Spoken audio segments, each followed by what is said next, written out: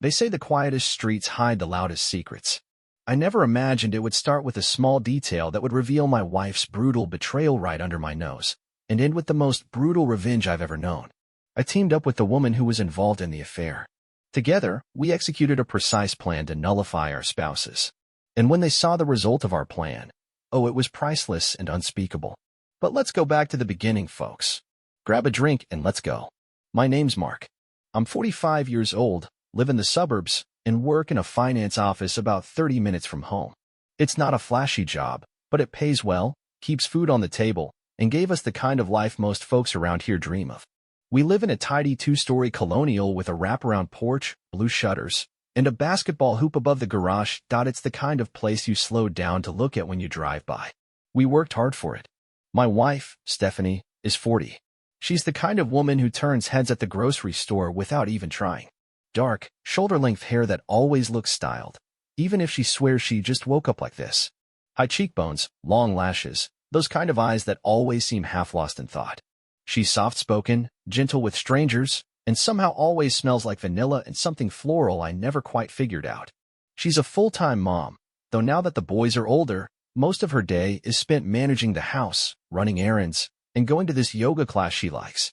Back when the kids were little, she was constantly busy, making lunches, cleaning up Cheerios, tackling mountains of laundry. She took pride in that, and building a home that felt warm and calm and safe. We've been married for 15 years. High school sweethearts, believe it or not. She was the popular girl, and I was the kid who kept his head down and worked hard. Never thought I stood a chance, but she liked that I was quiet, thoughtful, steady. We got married young and figured it out as we went. I wouldn't say we were a perfect couple. We had our arguments, like anyone, but we worked through things. Always did. We've got 2 boys. Klaus is 12, and he's got this old soul thing going on. Loves reading fantasy books and helping his little brother with homework, even though he won't admit it. He's sharp, kind, and has this quiet intensity that reminds me of my own dad. Then there's Bradley, 8 years old, and pure energy. He's either building something with Legos or sprinting through the backyard like he's in the Olympics. He's loud, emotional, and everything in our house that moves at 100 miles an hour. On weekends we did yard work in the morning. Mowed the lawn, cleaned the garage, stuff like that. Stephanie would tend her flower beds. She had this obsession with roses, and the boys would whack each other with sticks and call it sword fighting. We weren't rich, but we had enough. A safe home, healthy kids, a wife who still looked at me like I mattered. We weren't flashy. No drama. Just steady. I thought I knew everything that went on under my own roof. I thought 15 years meant something. That kind of time with someone builds a bond, right? You go through the ups and downs, diaper blowouts, sleepless nights, scraped knees, bills piling up, surprise anniversaries you forgot to plan for, and you come out the other side stronger. Stephanie and I used to laugh about the couples who didn't make it. We'd watch the news or overhear gossip at the school fundraiser and shake our heads. They must have lost something along the way, she'd say, stirring creamer into her coffee. I'd nod, thinking, good thing that's not us. But looking back now, I realize I never once asked what they lost or how it happened. And I never imagined we could lose it too. We were fine. We were happy. We were normal. Until the day someone moved in across the street. The house across the street had been on the market for a while. When the sold sign finally went up, I remember watching from the porch with a cup of coffee, wondering what kind of folks were moving in. John and Mia. Young couple. John was 32, tall, clean-cut, with that look people get when they take too many photos of their food. Always wore slim-fit everything, even when he was mowing the lawn. Mia was 34, a little older, sharper around the edges in a good way, smart, well-spoken, always had some clever one-liner tucked in her pocket. She worked in the office of a big trading company downtown. John worked from home, doing something techie I never quite understood. Something with data and operations and charts. They had no kids, which we chalked up to them being young and maybe not ready yet. They were still in that phase where the furniture is modern and the kitchen looks untouched. But they were friendly, and not in a fake way. The kind that waves when they see you in the driveway. First time we had them over, Mia brought this ridiculous layered dip with ingredients I couldn't even pronounce, and John showed up with 2 bottles of expensive wine like we were celebrating a promotion. It didn't take long for our families to click. The boys loved them. Klaus liked showing off his book collection to Mia, who always asked questions like she actually cared, and Bradley loved that John would toss the football around in the yard like he was his own uncle. Stephanie hit it off with Mia almost instantly. They swapped recipes, workout routines, and started texting almost daily.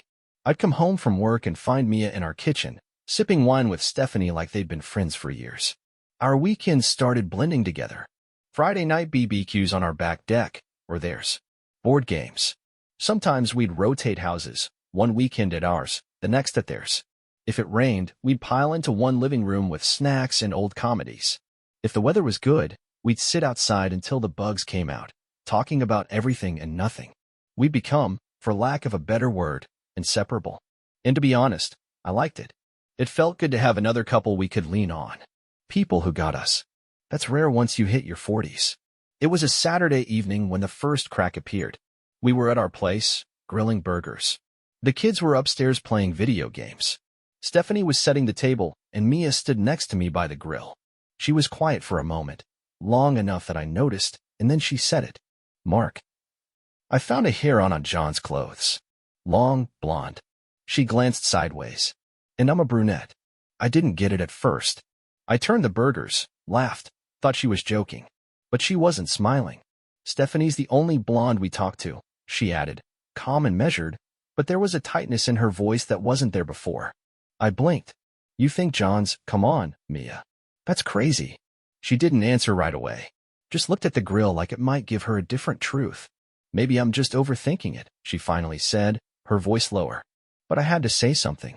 I gave her a half smile, hoping it would settle things. That was it. She didn't push. She didn't accuse. Just let it hang there in the air like a fly buzzing near your ear that you can't quite swat away. Still, that night after everyone left, I couldn't shake the feeling.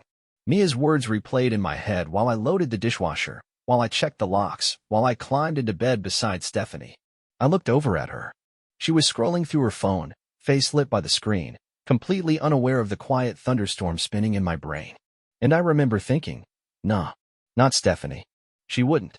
But that little voice, just a whisper, said, what if she already did? A few days passed. On Wednesday, Mia found another blonde hair. Same length, same shade. She told me later it was tangled in the collar of John's hoodie, the one he always threw on in the mornings, even in spring. John hadn't been anywhere that week. He'd been home every day, taking Zoom calls from his home office, drinking his usual 2 cups of coffee before noon, jogging around the block in the afternoons. Mia worked long hours herself, but she knew his routines, his rhythms. When someone's in your space day after day, you don't have to keep a schedule. You just feel when something's off. She didn't say anything to him. Not then. She waited. That weekend, we at their place. Pool day. The first warm Saturday in a while. Mia made fresh lemonade, and Stephanie brought a tray of those mini quiches she makes for potlucks. Everything looked normal on the surface, but I learned by then that normal doesn't mean much. Later that night, after dinner and dessert and 2 rounds of some family trivia game, the boys were finally worn out. Klaus passed out on their guest couch with a book still open in his lap. Bradley fell asleep halfway through a bowl of popcorn. Stephanie and John were out back, chatting about landscaping or patio furniture. I can't remember exactly, and Mia pulled me aside into the hallway near the laundry room. It was quiet there, away from the laughter. She didn't waste time. I found another one, she said. Her voice was quieter than usual, but firm. Same hair. I looked at her, searching for something to say that didn't sound rehearsed or ridiculous. I opened my mouth, then closed it. She stared at me, not blinking. Her eyes looked sharper this time. I realized that this wasn't about one loose strand of hair. It was about a pattern, a feeling. I didn't say anything to him, she continued. Just waited. I crossed my arms, leaned against the wall. You're sure it wasn't? She cut me off with a look. Not angry. Just done. She's the only one. Mark, there's no one else it could be. There was something brutal in the way she said it. Not cruel. Just honest. Like she'd walked through every possible excuse in her head already and burned each one down. I looked down at the tile for a long second. I've got an idea, I said slowly. It's probably crazy, but... She raised her eyebrows. Waiting. Hidden cameras, I said. In the bedrooms. Just to ease our minds. Her expression didn't change. She didn't laugh. Didn't scoff. Didn't ask if I'd been watching too many crime shows. Instead, she nodded once. Okay. That was all she said. Just okay. Like it was the most natural next step in the world. We stood there for a few seconds, neither of us speaking. I looked at Mia again. We won't tell them. Obviously. I mean, this isn't something I ever thought I'd. Me either, she said. But if something's going on, I'd rather know. I can't keep wondering. I nodded. Same. When we stepped back into the living room, everything looked exactly the same. Nobody would have guessed what we were talking about. Nobody saw the small fracture in the middle of all that warmth. But I felt it. The crack. The way something shifts under your feet just before the ice gives. The seed was planted. And now, we had a plan. That night, back at home, I lay in bed next to Stephanie, staring at the ceiling while she read a magazine. Her perfume still lingered from earlier. She didn't know. Not yet. But something told me she would. We installed the cameras the very next day. I told Stephanie I had a meeting after work and wouldn't be home until later. That was partly true. I did stay late, but only so I could swing by the hardware store and pick up what I needed. Small, wireless, motion-activated. Easy to set up, discreet enough not to draw attention. I picked one that synced directly to my phone. Technology's come a long way. Mia texted me around noon. Are you all set? Did you buy what we need? I replied, yup. When I got home, the boys were already eating dinner. Stephanie had that relaxed look on her face, the kind she wore when the house was clean, the kids were fed, and she had nothing left on her list. She kissed my cheek like always. Said something about finally getting the roses to bloom right. After we got the boys into bed and watched an episode of one of those shows she likes, something about baking and British accents, she went up for a bath. I told her I needed to go through some emails in the den. Instead, I went upstairs, took the camera out of my bag, and quietly mounted it above our dresser, tucked behind the curtain rod. It had a wide lens, covered the bed and most of the room. Took me maybe 10 minutes. No sound, no light, no reason anyone would notice unless they were looking for it. I checked the angle on my phone. Perfect. Mia told me the next day she'd hidden hers behind a camera frame on the dresser in their guest room. She chose a family photo, something that wouldn't look out of place. I remember thinking how strange it was, both of us, living these parallel lives now. Quiet observers in our own homes. We didn't talk much after that. Just short messages. A check-in, a nod. No need for long conversations. We were waiting now. Watching. 2 days later, I was at the office, halfway through a pile of expense reports that made my eyes glaze over, when I felt my phone buzz in my pocket. Motion detected. Master bedroom. I opened the app and let the live feed load. There was a second or two of static, then Stephanie. She was standing near the bed. Her hair was loose, wearing one of those soft cardigans she throws on when she's home for the day. She wasn't alone. John was there too. He was behind her, laughing at something she'd said. She turned her head toward him, and he leaned in, kissed her neck. I felt the breath go out of my chest. It was quick, casual, like he'd done it a dozen times before. She didn't pull away. She didn't even flinch. She just tilted her head slightly, smiling. I remember staring at the screen like it wasn't real. Like maybe it was some glitch, a playback, a weird accident. But there was the date. The time. Live. The room around me, the office buzz, the fluorescent lights, the faint hum of printers, it all went silent. Just the image in front of me. My wife. In our bedroom. With another man. I closed the app. Then opened it again. Same scene. Same two people. Still there. I closed it a second time, turned off the screen, and just sat there. My chest felt tight, like I'd been running without breathing. My hands were sweating, and I had to remind myself to blink. I didn't know what to do. Walk out of work? Drive home? Call Mia?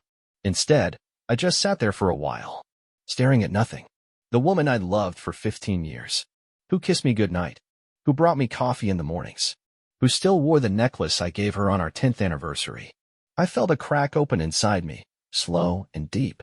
A quiet, splitting sound that no one else could hear. I didn't move for a long time. Eventually, I packed up my things and left the office. Told my boss I had a migraine. On the drive home, I didn't turn on the radio. Didn't call anyone. Just drove in silence, hand gripping the steering wheel harder than I meant to. I didn't confront her that night. I didn't say a word. I watched her clear the dinner table, laugh with the boys, talk about some school event coming up. Everything looked the same. I waited until the weekend. I don't know why exactly. Maybe I needed time to process it. Or maybe I just didn't want to see the look on Mia's face too soon. Maybe part of me hoped I'd imagined it. That I'd check the footage again and it would somehow be different. But it wasn't. Saturday came. Stephanie had taken the boys to her sister's place for a cousin's play date. She offered to bring snacks and extra clothes, said she might stay through dinner. I told her to enjoy herself. I even smiled. The kind of smile that burns on the inside but fools everyone on the outside. Mia invited me over to help John fix a loose deck board, some excuse to justify me being there. When I got there, we barely said hello before I asked her if we could talk somewhere private. We ended up in her office, the one she rarely used now that she went into the city again. She sat down, arms folded, waiting. I didn't even speak at first. I just pulled out my phone and opened the feed. I didn't say a word. Just hit play. The footage loaded. Clear as day. Stephanie. Laughing. John behind her. It wasn't just what they were doing. It was the way they looked at each other. Familiar. Comfortable. Like they'd done it before. More than once. Mia didn't cry. She didn't cover her mouth or look away. She just exhaled, long and deep, like she'd been holding something inside her chest for months and was finally letting it go. She kept watching. Her face barely moved. When it ended, we sat there in silence. The kind that doesn't beg for words. It just is. Then she said it. Flat, even, no emotion. Let's destroy them. The way she said it made the hair on my arms stand up. Like she'd already decided long before she ever saw the footage. This wasn't shock. This was confirmation. This was fuel. I swallowed hard. My voice came out quieter than I expected. I don't want to break up my family. Mine is already ruined, she replied, her eyes still on the dark screen. And I'm not going to let them get away clean. There's a moment where your brain splits in two. One part still believes in reason, in forgiveness, in trying to save what's left. And the other part, darker, colder, starts whispering that maybe they don't deserve that. Maybe the ones who lie deserve to hurt too. We sat in that room for a while. Mia ran her fingers along the edge of her desk, thinking. I could see it in her eyes. She was building something in her head. A plan. A response. I have an idea, she said eventually. But it's going to take both of us. I nodded. Okay. And just like that, we were allies. We booked the hotel the next day. A small place on the edge of town. Nothing fancy, but clean, quiet, private. She handled the reservation under her name. I brought the camera, the same model I used at home. We didn't talk much in the car. There was a strange calm between us. Not awkward. More like we were on a mission. Both of us carried the weight of what we'd seen, what we knew, and neither of us felt like pretending anymore. In the room, we moved slowly, quietly. Not because we were nervous, more because the air felt heavier in there. Like the walls already knew what was going to happen. I set the camera on the dresser and checked the angle. Wide enough to capture everything. We didn't speak. We didn't have to. Everything between us had already been said without words.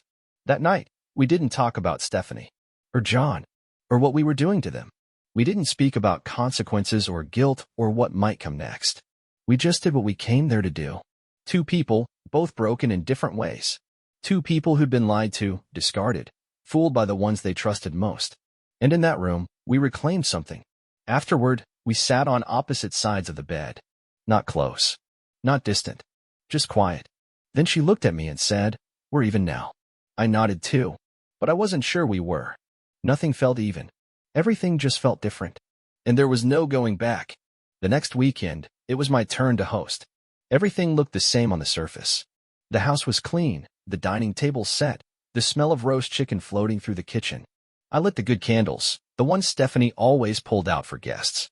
She baked her usual dessert, apple cobbler with a little too much cinnamon, just the way John liked it. You wouldn't have guessed a thing from the outside. Stephanie acted like everything was perfect. Calm, smiling, completely at ease.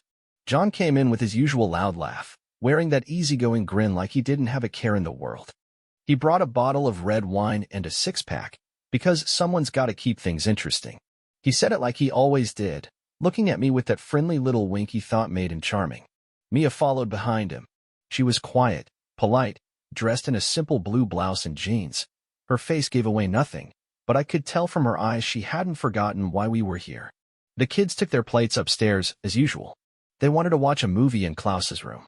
Stephanie brought them snacks and kissed them both on the forehead. She looked so warm, so motherly. Dinner was normal. If you'd walked in off the street, you'd think we were the happiest little suburban foursome in the county.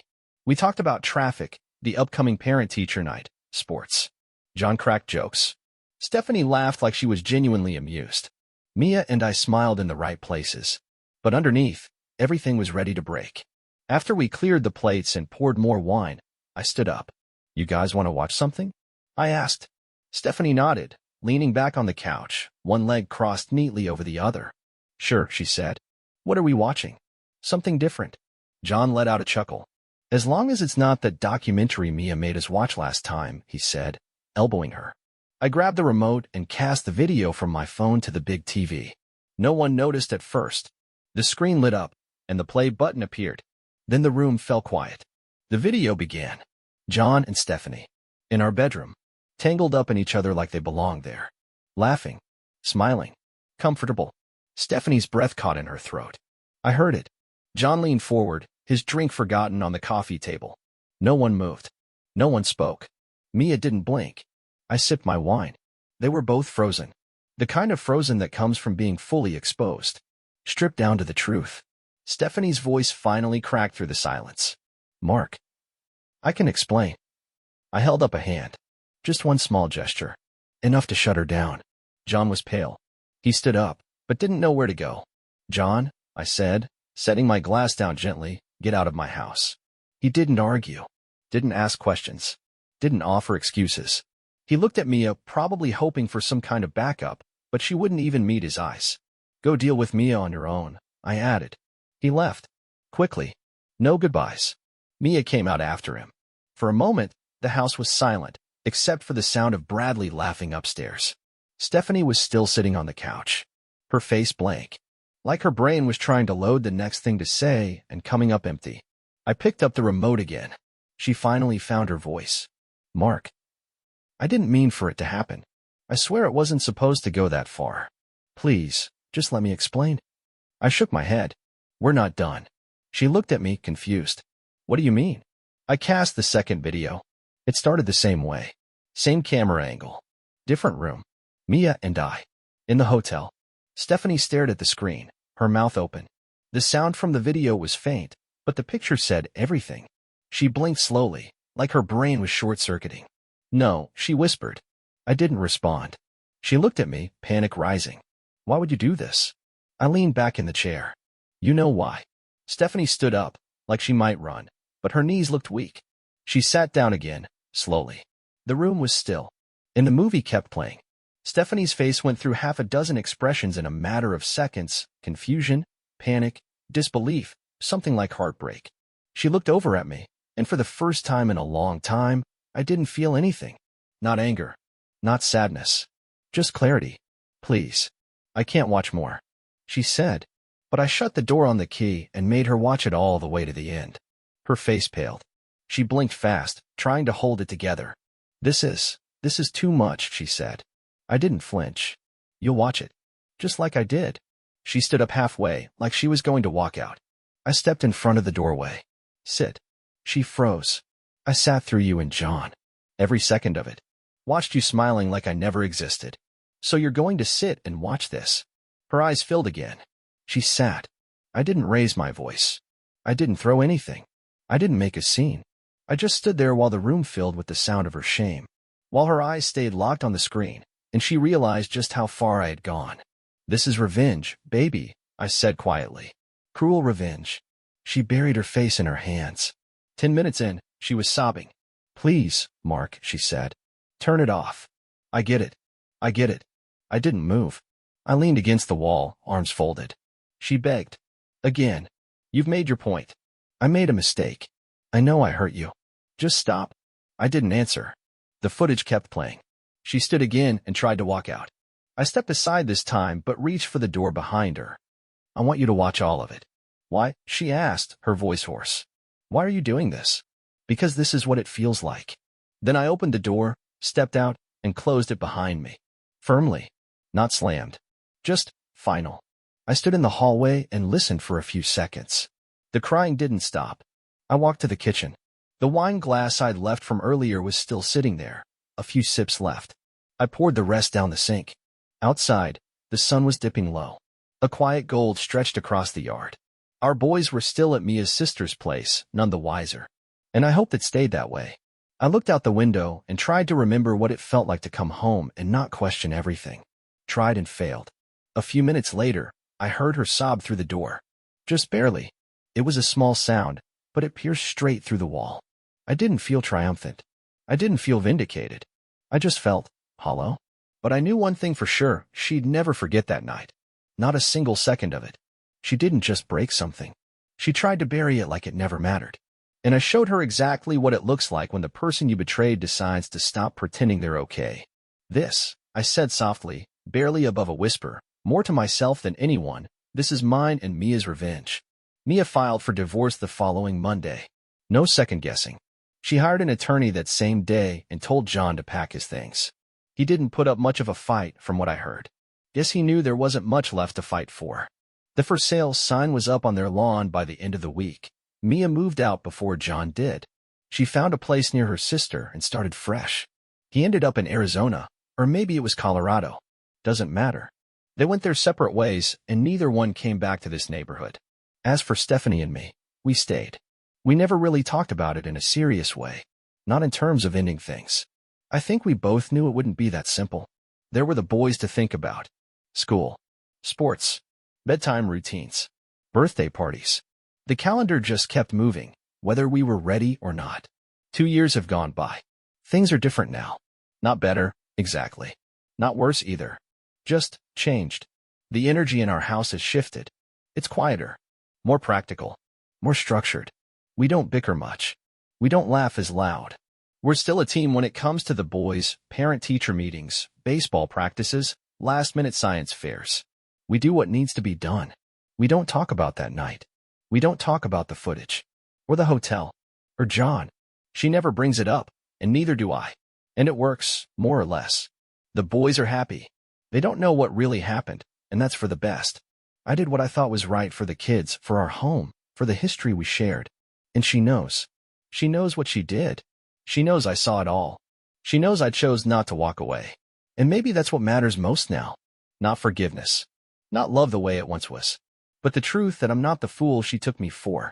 That part of me, the quiet, dependable man who didn't ask questions, who trusted blindly, that version's long gone. And she knows it. She lives with that truth every day. And I think that's enough. Hear your thoughts in the comments. Would you be able to punish your wife like that? If you liked the story, subscribe to the channel and give us a like.